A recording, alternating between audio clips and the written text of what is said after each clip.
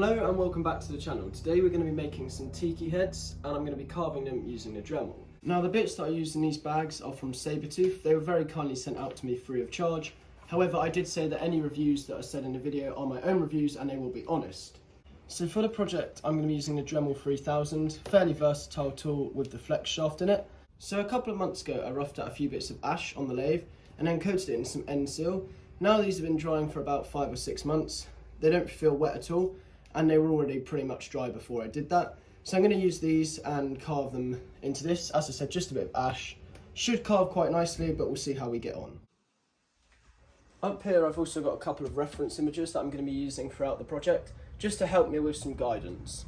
Before I could start the carving process, I needed to mark out a template.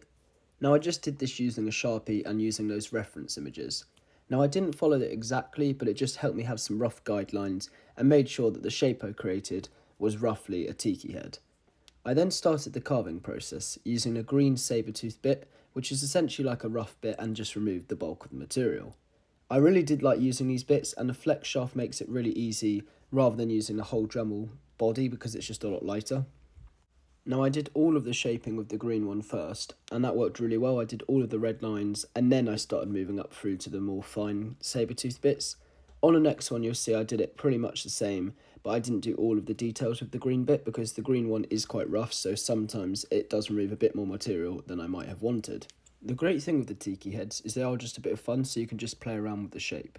So we've done the majority of the bulk of the removal of the project. As you can see, I've cut out the main shape now. So what we're going to do now is get a fine saber-tooth bit and we're going to just start working in the detail on these bits. So I'm going to be using this yellow fine-tooth saber bit, and we have been using the green one, which is a coarse one.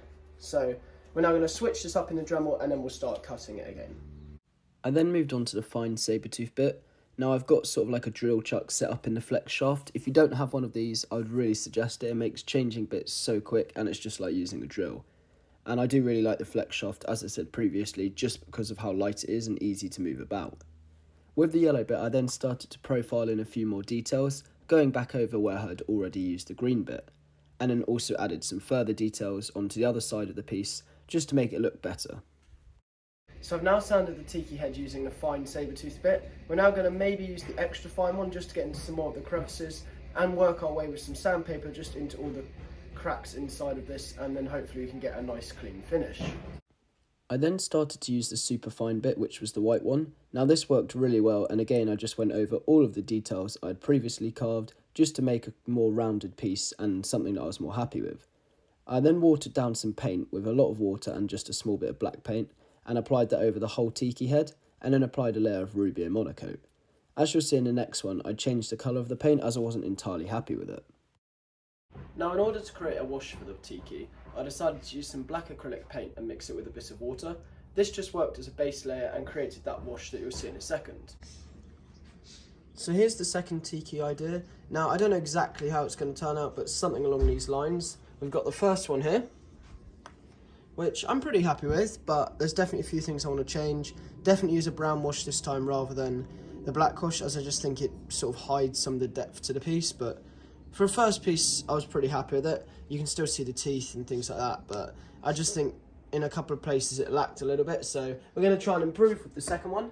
That's why I've got loads of these little bits of logs. This was just a log that was chopped down in a garden that I then rough turned, put some wax on to seal it, and then I've left it for a few months and it's pretty decent to carve. It's just ash, I think, but it's really nice and I've got loads and loads of it, so pretty much infinite tiki heads to practice with.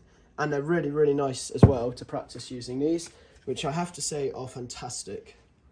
So well done, Sabertooth. Let's get on. I then started shaping the second tiki head. Now this clip's just a whole run through from the very start of the process through to the very end of it, and you can see sort of in, I guess, time-lapse mode how I go about the process. Now again, started out with the green bit, then went up to the yellow bit and then the white bit. But this time I tried to do a bit more sort of detail with this project, as I now knew how to use the saber-tooth bits and had a bit more confidence with what I was doing. Again, this is only my second ever piece I've used these bits for, and only really the second proper carving I've done with a Dremel. So it did take me quite a lot of time just to get used to all these things, but I really did enjoy using them and it was a great little project to practice with.